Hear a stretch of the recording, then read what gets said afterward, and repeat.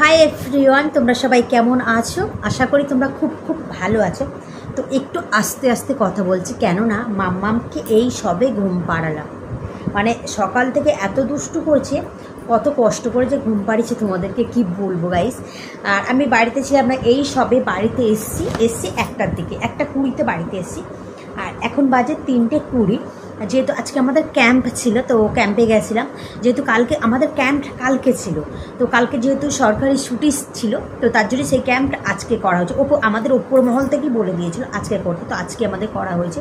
আমাদের ক্যাম্প থাকে কি মাসের প্রথম বৃহস্পতিবার, তৃতীয় বৃহস্পতিবার পর, মানে 2 নম্বরের পরের বৃহস্পতিবারটা পরে। তো সেই হিসেবে আজকে আমাদের ছুটি ছিল। আর আজকে বাবার মা বাড়িতে নেই। সবচেয়ে বড় প্রবলেম, বাবার মা বাড়িতে গেলে এতটা সমস্যা হয় না। আজকে বাবার মা গেছে ডক্টর দেখাতে, যেহেতু আজকে মায়ের চেক আপ আছে। তো বাড়িতে আসলাম, এসে ভাতটা খেয়েছি আর এই বসে পড়েছি। এই ব্যাগটাকে এবার গোছগাছ করবো, কেননা বাড়িতে থাকবো না 5টা দিন। তো সত্যিই ভালো লাগছে না। মানে তোমরা কম বেশি তো সোশ্যাল মিডিয়ায় সবাই অ্যাক্টিভ থাকো, তো মানে দেশের হালচাল তোমরা ভালোভাবেই জানো যে এখন কি হচ্ছে দুনিয়ায়।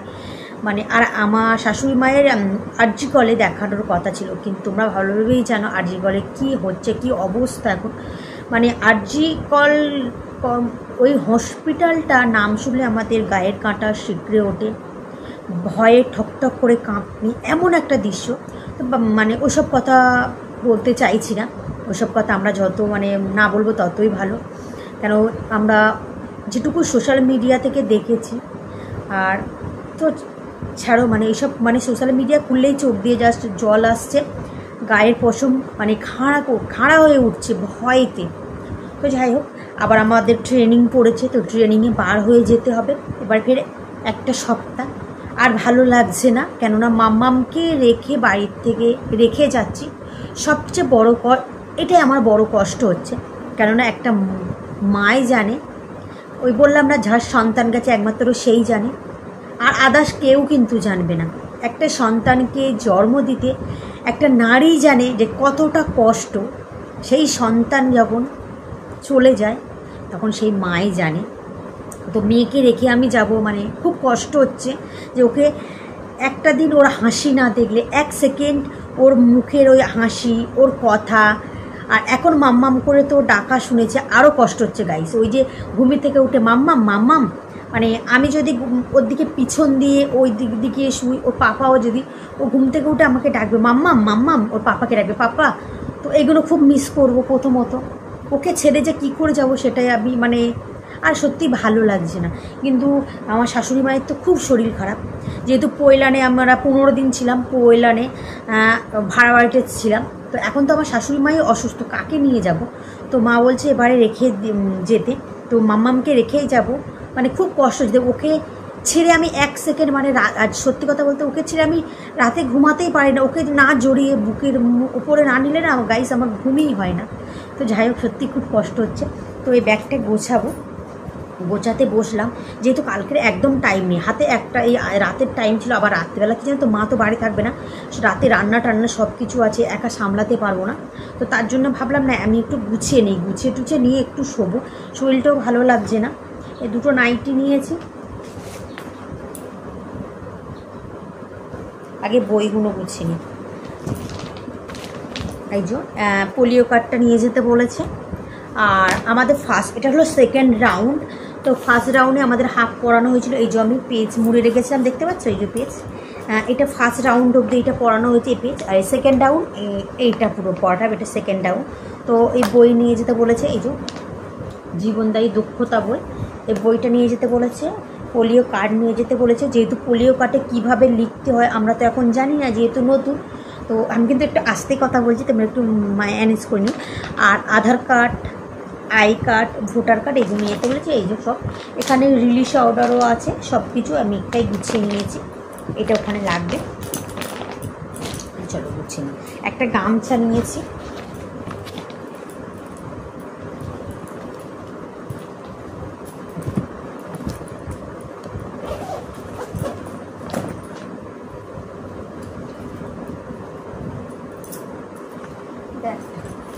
আর এই ব্যাগের মধ্যে সব নিয়েছি,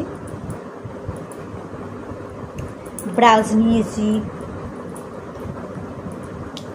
কোলগেট নিয়েছি, সিঁদুর, একটা কামড়ি নিয়েছি, তো এগুলো সব নিয়ে নিয়েছি। পন্ডসটা মুখে মাখার ফেস ওয়াশ বড়োটা নিলাম না, ছোটোটা কিনে নিয়ে এসেছি। শ্যাম্পু নিয়েছি, কিংবা অনেক একটা সাবান। ওখান থেকে কিন্তু সব কিছু দেয়, তবু নিজের কাছে রাখলাম। আর সবচেয়ে বড় জিনিস ওষুধ গাইস, ওষুধ তো নিয়ে যেতে হবে, কেননা ওষুধ ওখানেও পাওয়া যায়, কিন্তু আমি যে ওষুধটা ইউজ করি সেই ওষুধগুলো, এটা ওষুধ, এগুলো সবই ওষুধ আছে।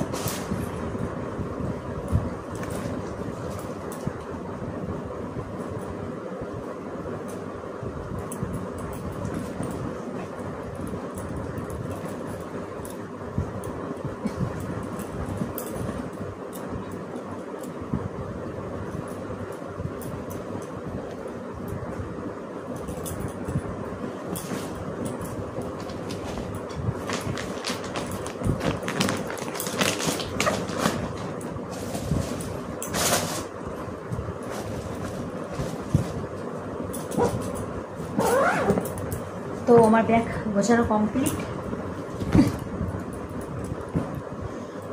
তো এখন এবার একটু শোবো, কারণ আমার শরীরটা আর ভালো লাগছে না, যেহেতু এসছি তো। আর এই বাইরে চেয়ার মিললে আর যেন ভালো লাগে না। এবার টেনশান হচ্ছে, যেহেতু কলকাতায় এমন একটা অবস্থা হচ্ছে, বাবা মা গেছে, যতক্ষণ না বাড়িতে আসবে না, সত্যি কথা গাইস, টেনশানে পাগল হয়ে যাচ্ছি। এখন এই কদিনই বাড়ির লোক যখন বাইরে যায় না, খুব টেনশানে থাকি গাইস, খুব টেনশানে, যে কখন বাড়িতে আসবে। তো চলো বন্ধুরা, তো এবারে আমাদের বারাসাত পড়েছে। প্রথম দুবার তো গেছি পৈলানের মানুষগুলো, প্রত্যেকটা মানুষ এত ভালো ছিল, কি বলো তো, মানুষ যদি ভালো থাকে কাজ করতেও কিন্তু ভালো লাগে। সেখানে নিরাপদ বলে মনে হয়, যে না এখানে আমরা বসবাস করছি। দেখো, যেখানে দুটো দিন যদি আমরা বসবাস করি, সেটা মনে হয় আমার পরিবার, মনে হয় সেটা আমার বাসস্থান। আমি যেমন এখানটায় আছি, মানে এখানটা আমার বাসস্থান, এটা আমার পরিবার, এটা আমার প্রিয় সব একটা জায়গা। ওখানে আমি 5টা দিন থাকবো, মানে ওটা আমার একটা পরিবার, যাদের সাথে আমরা থাকবো তারা একটা আমার পরিবার। এবং পরিবারের লোক যদি ভালো হয়, নিরাপদে থাকা যায়। কিন্তু জানি না বারাসাত জায়গাটা কেমন, সত্যিই জানি না। তো যেমন আমি পৈলানে সব কিছু তোমাদের সাথে আমি শেয়ার করেছি, যে কদিন গেছি, মানে ওখানকার মেনু থেকে শুরু করে ওখানকার প্রত্যেকটা মানুষ এত ভালো ছিল। পৈলানের যেগুলো রান্নি, রুম পরিষ্কার করে, বাথরুম পরিষ্কার করে, ওরা যে এত ভালো ছিল, মানে খুব ভালো মানুষ ছিল। জানি না বারাসাতটা জায়গাটা কেমন। এবং আমাদের আগের সিনিয়র দিদিদেরও আমরা জিজ্ঞেস করেছিলাম, যে দিদি, যেহেতু ওদের ওখানেও ট্রেনিং পড়েছিল, যে ওদের কাছে জিজ্ঞেস করে দিদি কেমন জায়গা, ওরা বলেছিল মোটামুটি তেমন ভালো না, কিন্তু পৈলান সবচেয়ে ভালো জায়গা ছিল। তো প্রথমত কী জানো তো গাইস, মাম্মামকে রেখে যাচ্ছি, সবচেয়ে একটা বড় টেনশন। আমি ভেবেছিলাম কী জানো তো, পুজোর পরে মানে ট্রেনিংটা পড়বে, পুজোর পরে পড়লে সবচেয়ে ভালো হতো। মাম্মামের 1 বছর মানে কমপ্লিট হয়ে যেত, আর মাম্মামের এখনও 1 বছর কমপ্লিট হয়নি, তার জন্য আমার সবচেয়ে প্রবলেম হচ্ছে। মানে এখন দেখতে পাচ্ছি তো আমার চোখে গায়ে চোখ দুটো লাল হয়ে গেছে, মানে ওকে ছেড়ে যাব, আমার এটাই, ওই ছেড়ে যাব এইটাই শুনে আমার মানে আমি পাগল হয়ে যাচ্ছি। ওকে ছেড়ে আমি 1 সেকেন্ড আমি ওকে ছাড়া থাকতে পারি না গাইস। আর 5টা দিন আমি ওকে ছাড়া আমি থাকবো কী করে, ভেবেই পাচ্ছি না। আমি তবু দিদিকে বলেছি যে আমার এটা কি মিস করা যায় না, কি জানো তো, সরকারি জিনিস তো, যখন তোমাকে ডাকবে তখন তোমার যেতে হবে। আমি তবু মানে প্রথম যখন জয়েন্ট করার আগে তখনই আমি ভেবেছিলাম যে না, মাম্মামের 1 বছর হবে, মানে এই জুনে আমার ভেবেছিলাম আমি জয়েন্ট করব, কিন্তু কিছু করার নেই। ওপর থেকে যেমন বলবে তেমন তোমাদের করতেই হবে। তোমার অ্যাপয়েন্টমেন্ট লেটার এসে গেছে, তোমাকে যেতেই হবে, কিছু করার নেই।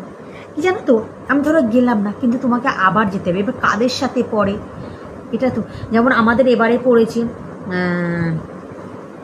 দেখে এর মধ্যে তো ঢুকে নিয়েছি, ক্যানিং থেকে 5 জন আসবে, গোসবা থেকে, বজবজ থেকে বোধহয় 2 জন আসবে, ক্যানিং থেকে 15 জন আসবে, ভাঙরটু, মানে আমরা ভাঙরটু, আমরা এখান থেকে 2 জনে যাব। আর একটা বেশ কি একটা জায়গা আছে, মনে পাচ্ছে না, ব্যাগের মধ্যে গুছিয়ে নিয়েছে, আর বার করতে পারছি না।